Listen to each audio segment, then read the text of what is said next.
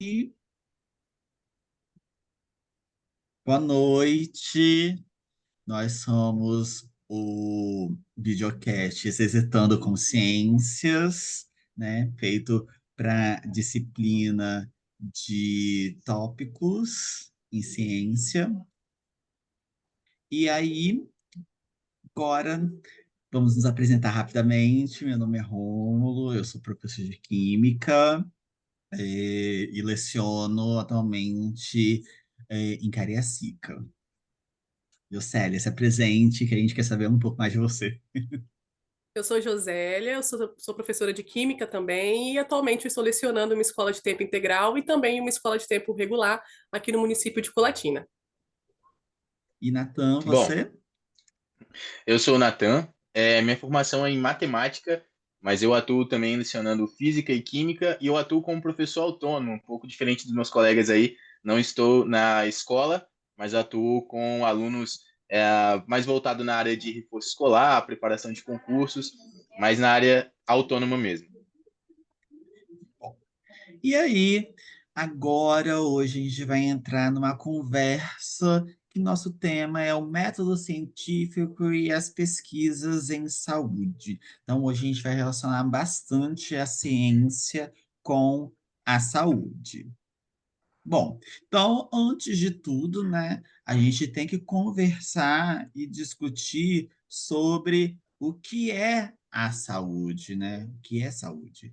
E aí, a saúde, elas são todos aqueles meios voltados para o bem-estar humano. Então, a gente vai estar conversando sobre reabilitação, sobre promoção da própria saúde, sobre recuperação, sobre prevenção para que a gente mantenha e sempre tenha, sempre que almeje, né, esse bem-estar humano. E aí a saúde, ela se divide em milhões de coisas. Nós temos a medicina, que a gente está acostumado, né, ir aos hospitais, temos a enfermaria, temos vigilância epidemiológica, temos a parte de saúde mental, de nutrição, a fisioterapia. Então, nós temos diversos segmentos que estão ali aliados à saúde, que vão estar ajudando a gente a sempre manter esses quatro fundamentos, que é a reabilitação, a promoção, a recuperação e a prevenção relacionada à saúde para a manutenção do nosso bem-estar. Bom, e o que seria a pesquisa? E a pesquisa, ela é um processo sistematizado, né? A gente vai falar sobre como é essa sistematização hoje.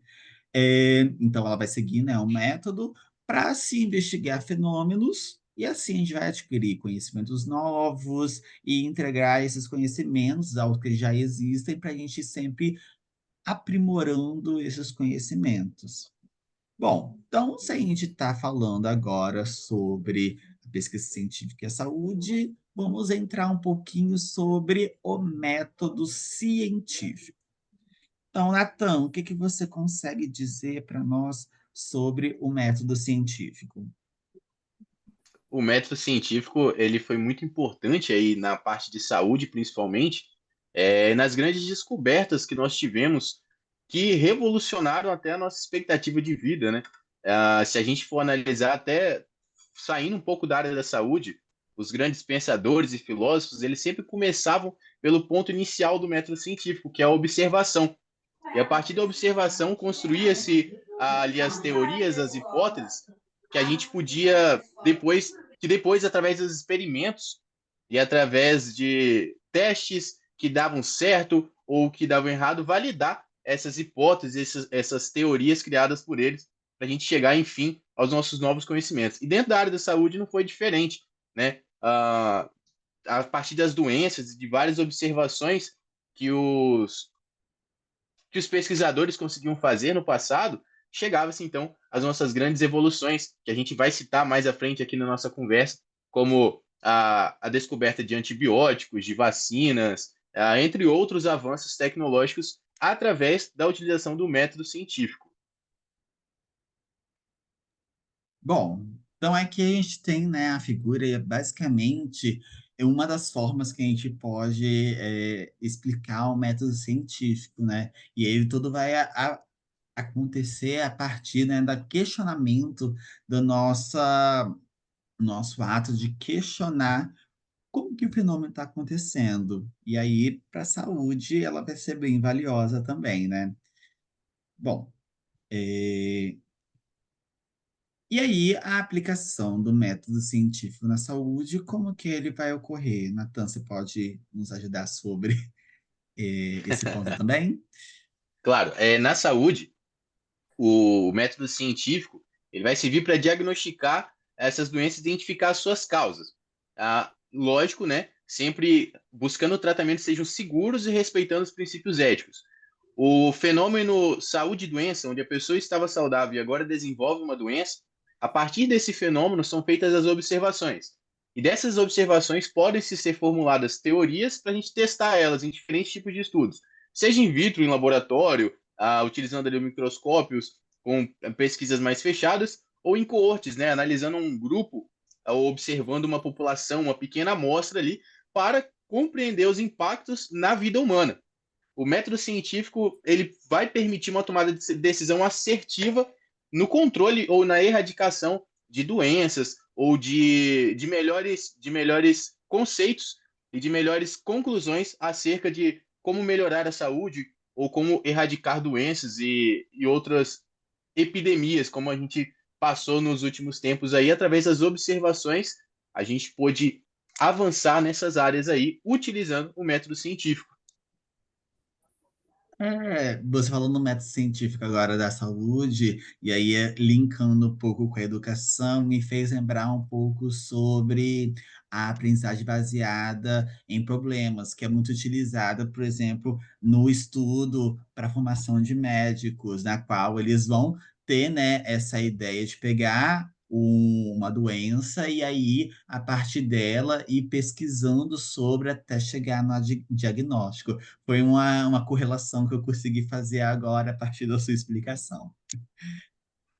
Bom, então nós temos diversos avanços científicos na área da saúde. Qual seria o principal avanço, assim, aquele primeiro que chegou e que falou assim, é revolucionário? Eu acho que a gente pode dividir isso em áreas, né? Existiram várias áreas que esses avanços científicos foram importantíssimos na tomada de decisões. O principal, que a gente colocou aí, um dos grandes principais, foi a descoberta da penicilina, né? Eu até fiz aqui uma colinha para não me esquecer o nome do rapaz, mas foi o Alexander Fleming, que em 1928 ele estava investigando bactérias e ele percebeu que onde tinha o fungo Penicillium, ele inibia o crescimento das bactérias. Então, dali ele já, a partir da observação, formulou hipóteses e testou para quê? Para determinar, descobrir que a penicilina poderia ser utilizada no controle de infecções bacterianas, por exemplo. E inventou aí o nosso primeiro antimicrobiano, nosso primeiro antibiótico através da penicilina, do fungo penicillium. É bastante interessante. Giasélia, tem alguma coisa a acrescentar à conversa? Alguma dúvida a E sobre o falar? antibiótico, foi uma das coisas também que pesquisei bastante, né, esses avanços, e uma das grandes revoluções realmente da pesquisa científica na área da saúde, um dos primeiros foi realmente a criação do antibiótico. Né, como o Nathan falou, né, sobre o Alexander Fleming, ele estava pesquisando por causa dos ferimentos dos soldados durante a Segunda Guerra, e aí nessa pesquisa que ele estava levando ali, né, afinco, ele por alguns dias ele tipo desistiu, deixou, né, a pesquisa de lado por alguns dias e quando ele retornou ele percebeu que alguns fungos acabaram, né, se proliferando ali dentro dessa cultura, né, das bactérias, e aí onde tinha esses fungos, a bactéria não se desenvolvia. Então ele conseguiu depois identificar que era essa penicillium, né, que era o fungo principal, e com isso surgiu realmente o nosso primeiro antibiótico. Foi considerado um dos grandes avanços, né, na ciência a partir do método científico, da pesquisa científica. Nathan quiser falar do mapeamento do genoma pode também, ou então eu posso continuar falando dos outros avanços, se quiser. O mapeamento do genoma humano é muito legal a gente listar, porque teve um projeto Genoma, muito conhecido, que foi concluído em 2003, que mapeou os genes, o genoma humano, né, a fim de identificar genes específicos que estavam associados a doenças hereditárias, por exemplo, como o câncer, outras doenças cardiovasculares. A partir desse mapeamento, a gente conseguiu ter um entendimento mais profundo sobre as bases genéticas das doenças e assim desenvolver medicamentos que atuassem diretamente nessa parte, né? Desenvolvendo testes genéticos precisos e terapias personalizadas para doenças baseadas nesse mapeamento do genoma humano. E foi também, Natan, a partir desse mapeamento que surgiram as terapias gênicas ou genéticas, né, tão chamadas assim, criadas por volta de 1972, e um dos grandes cientistas, né, responsável por essas pesquisas foi Theodore Friedman e Richard Roblin. Né, a terapia gênica consiste em introduzir material genético saudável para corrigir mutações genéticas e restaurar a função celular. Então, nós temos como, por exemplo, né, dentro disso daí, a hemofilia, a anemia falciforme, doenças cardíacas, né, que são doenças hereditárias, algumas doenças de hereditariedade. Então, a partir desse mapeamento, a ciência conseguiu desenvolver terapias gênicas exclusivas, né, para conseguir solucionar futuramente essas doenças que tanto estavam assolando a população desde sempre. Um exemplo disso que você falou, Gisele, Rômulo, se você puder passar o slide aí para a gente. Aí no meio a gente tem o Zolgensma, que é um medicamento, é o medicamento mais caro do mundo, né? Quando eu digo mais caro, é um medicamento que está na ordem de milhões, tá? Já passa de milhões. Ele é responsável justamente nessa parte gênica, né? As crianças que nascem com essa amiotrofia muscular espinal, ela até os 2 anos de idade, os seus músculos eles vão parando. E é um problema genético que com esse medicamento, por exemplo, consegue fazer a correção. É uma terapia gênica que substitui o gene defeituoso por um certo e cura a AMI, né, a amiotrofia muscular espinal. Só que aí a gente entra num grande impasse, inclusive até com o governo, né? É um medicamento caríssimo, na ordem de milhões, que para ser disponibilizado para as mamães ali, para as crianças, no SUS, eleva um custo muito alto e existem outros custos em doenças, e aí a gente entra em outros embates. Mas é uma das revoluções científicas, por exemplo, na área da saúde, utilizando a parte do genoma humano ali, né? Coloquei outros exemplos aí também, a varíola, que aí já linka até na parte da descoberta de vacinas, né, Josélia? Você quer falar sobre? Vou falar dela um pouquinho mais à frente. Se o Romulo quiser Tá. passar, Sim, que aí eu falo um podemos pouquinho. continuar, que aí a gente tem uma grande discussão a fazer sobre vacinas. Aí a vacina é mais tumultuada, um pouquinho para falar dela. Além, né, dos antibióticos e da terapia genética, temos também a medicina regenerativa, que ela é desenvolvida principalmente dentro da área da ortopedia, né, o desenvolvimento de métodos para regenerar, reparar e substituir células e tecidos doentes, né, órgãos doentes ou danificados. No caso, aí eu coloquei como exemplo artrose, hérnia de disco. Gente, eu preciso fazer essa medicina regenerativa, porque eu tenho bastante hérnia de disco. Tendinites, bursites. Temos também como um dos principais avanços, diagnóstico por imagem, que consegue diagnosticar precocemente as doenças, né? E a grande revolução foi a ressonância magnética e a tomografia. E temos as vacinas, que é o nosso principal foco do nosso podcast, né? São um dos avanços mais significativos, ajuda a prevenir doenças infecciosas como varíola, sarampo, poliomielite, entre outros. Aí eu vou falar um pouquinho de quando surgiu, né, a primeira vacina e de algumas vacinas, mas não todas, né, porque nós não temos tempo hábil para isso, mas eu vou falar um pouquinho de algumas vacinas até a gente chegar no nosso último recente caso de pandemia, né, mundial, que foi a Covid-19, que foi onde desenvolveu muita crítica sobre o método científico, colocando o método científico em xeque e em dúvida sobre a ciência em si. Aí você pode passar, por gentileza. E o que são essas vacinas? As vacinas são substâncias biológicas que estimulam a defesa do corpo contra os micro-organismos que provocam doenças e faz com que o indivíduo que esteja vacinado consiga ficar imune se pegar novamente essa doença. Ele consegue se proteger de maneira mais rápida e eficiente, né? As vacinas, elas são feitas a partir de partículas do próprio agente agressor de uma forma mais enfraquecida ou inativa, né? Na forma morta dela. Qual a importância dessa vacina, da vacinação? Além de ser importante para o indivíduo em si, pode passar também ela também é importante para a sociedade do coletivo, que quando eu tomo a vacina, eu vou estar imune e automaticamente, se boa parte da população também estiver imune, eu vou criar um efeito rebanho, né, uma imunidade de grupo, mesmo que eu tenha alguns indivíduos que não queiram se vacinar, mesmo eu me vacinando, eu vou estar protegendo a minha própria pessoa e também o meu próximo. A primeira vacina, pode passar também aí nosso próximo slide. A vacina, eu coloquei como primeira vacina aqui, né? A varíola, ou então a variolação, que era conhecida assim. Meu filho está aqui falando, gente, desculpa. Mas são Normal.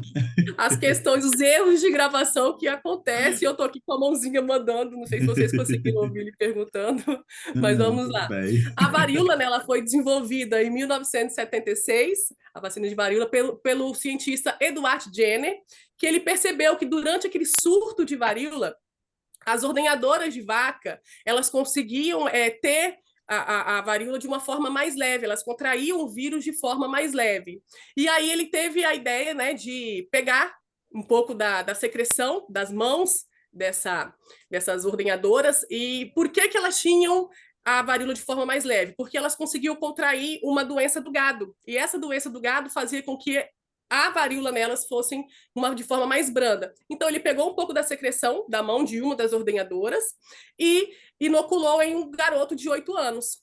Aí, com isso, ele conseguiu perceber que o menino teve a varíola de forma mais leve e com 10 dias ele já estava, assim, super bem, super curado.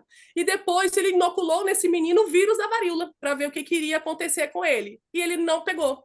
Então, ele percebeu o quê? Que o indivíduo ficava imune a varíola, ao vírus, depois que ele era inoculado com a secreção das ordenhadoras de vaca. Né? Um outro exemplo é a vacina contra a raiva, desenvolvida em 1885, quando um garoto de 9 anos chegou no consultório. Eu não coloquei o nome, que eu não me recordo muito bem do nome do cientista, mas o garoto chegou mordido por um cachorro, né, no consultório lá do pesquisador, e ele percebeu que se ele injetasse o material infectado com raiva nesse garoto, ele ia conseguir que ele não contraísse mais a doença da raiva.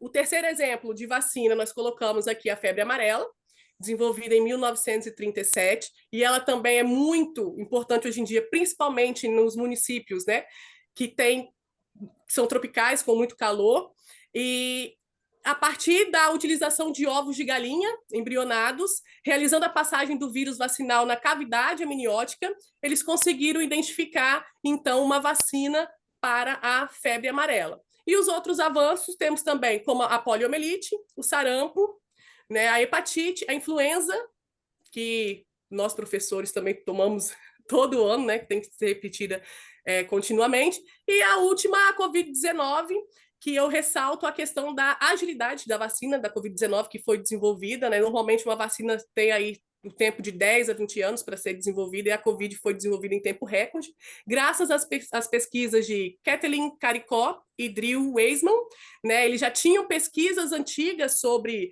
o sequenciamento do RNA mensageiro, só que muitas revistas não aceitavam os artigos dos dois, né? Por conta que não era interessante a pesquisa deles. E, de repente, veio uma pandemia e toda aquela questão de estudar o RNA e a aceleração de todo o processo ficou em xeque, e eles acabaram sendo um dos principais cientistas, né, por desenvolver, então, de forma tão rápida, a vacina de Covid-19.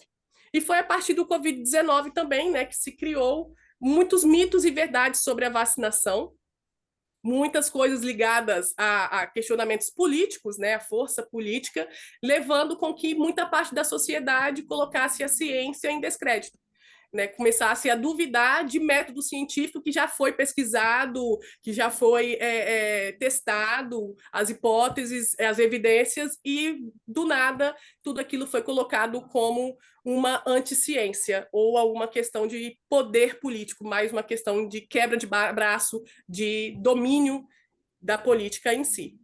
A gente faz que agora com a pandemia, né, com a pandemia que teve mais recente, a gente começou a ver efeitos grandes dessa negação de ciência, dessa negação contra a vacinação em si, porque antigamente se tinha, né, algumas pessoas que eram contrárias, a gente sempre ouviu histórias sobre de uma pessoa ou outra que era, mas não era tão recorrente, tão frequente como ficou a partir dessa pandemia, né? E aí a gente tem que, isso é um resquício que a gente ainda tem pós-pandemia, que são essas pessoas anti-vacinação que elas agora estão livres e dizendo suas verdades sobre a vacinação e trazendo esse caos, retornando inclusive doenças que já tinham sido erradicadas.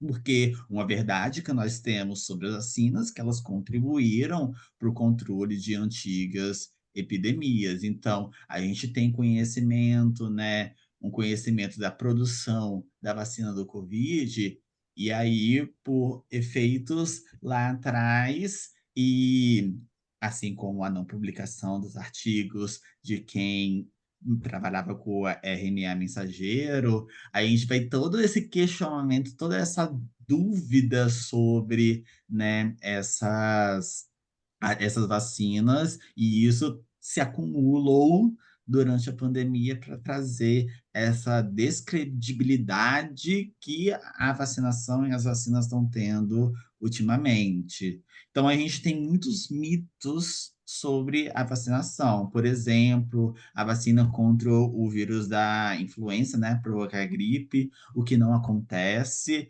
Por mais que a gente tenha alguns efeitos colaterais que possam causar, mas qual remédio que não traz efeitos colaterais? Então, a gente depende de alguns efeitos colaterais mesmo, porque eles vão acontecer em maior ou menor grau. Na maioria deles, menores graus, mais maléficos, assim, são um caso em vários, muito, vários deles, e e aí a gente tem sempre algum mito para falar e para afastar a adesão à vacinação. A vacinação, por exemplo, tríplice viral, desculpa, poderia causar autismo, que é um absurdo. A gente sabe que não tem como isso acontecer, ou a vacina contra a Covid 19 conter microchips. Como que uma vacina vai conter microchips tão pequenos? Eles vão ser assim funcionais para acontecer dentro do nosso corpo, e como que eles vão agir no nosso corpo? Então são ideias mirabolantes que são passadas aí sem fundamentação na nossa sociedade, e que a gente deve sempre se questionar se qual é o motivo para isso, e sempre estar acreditando na ciência. Porque a gente sabe, por exemplo, a varíola, a rubéola, já foram doenças erradicadas que, inclusive, estão aparecendo novos casos. Por quê? Essas doenças foram evitadas a partir de processos de vacinação enormes, e hoje em dia, porque as pessoas ainda acreditam na ideia de que a imunidade do rebanho vai salvar todo mundo, mas quem vai ser o rebanho se todo mundo está, a maioria uma boa parte da população, na verdade, está deixando de se vacinar? Onde fica esse efeito? Então, a gente traz aqui algumas preocupações sobre isso, né? Rômulo, eu acho que pior do que não se vacinar e não querer se vacinar é ter uma liderança que ainda induza a não se vacinar, falar que não vai se vacinar e pedir que os outros também não se vacinem. Eu acho que isso é o cúmulo, né, do absurdo diante de pandemias, que foi o nosso caso, né, da Covid-19. Então, muitos acabam se apegando a imagens de pessoas de liderança, que eles têm uma certa confiança no diálogo, né, dessa liderança, e acaba seguindo. Aí é o rebanho ao contrário, em vez de ser o efeito rebanho do lado positivo para que todos fiquem imunes e a vida seja, né, prevalecida, não, é um rebanho que vai ao lado contrário, não vou me vacinar e não vai acontecer nada. Porque o efeito rebanho seria a ideia de que quem não pode se vacinar, porque tem alguma problemática, né, esteja protegido dentre aqueles muitos vacinados. Se a gente tem a ideia contrária, meu Deus, o que que a gente está fazendo? São poucos vacinados entre vários não vacinados? O que que vai acontecer com essa doença? O que que vai E acontecer não, daí para frente? e não só falando das lideranças, as influências que nós temos hoje, né? Como a globalização, a digitalização de tudo está muito acelerado, graças a Deus aí com os nossos meios de comunicação trouxeram coisas boas, mas também trazem algumas preocupações, né? Esses influenciadores, as pessoas que trazem influência e aí acabam trazendo essas inverdades, né? Eles pegam o método científico que tanto contribuiu para erradicar tantas epidemias por aí e rasgam ele, jogam no lixo acreditando em verdades infundadas e acabam que descartam anos e anos de pesquisa, esforços e esforços para a gente chegar a um avanço da nossa saúde a partir do método científico e as pessoas descredibilizam isso sem fundamentação nenhuma, né? Sem utilizar, por exemplo, o nosso método científico aí ou descredibilizando quem utilizou, né? É isso. Então, eu acho que a gente tem que lutar pela ciência sempre. E aí, o nosso tempo tá curto, tá acabando. Então, esse foi o nosso podcast de hoje. E semana que vem nós voltaremos com um assunto polêmico também, um outro assunto polêmico.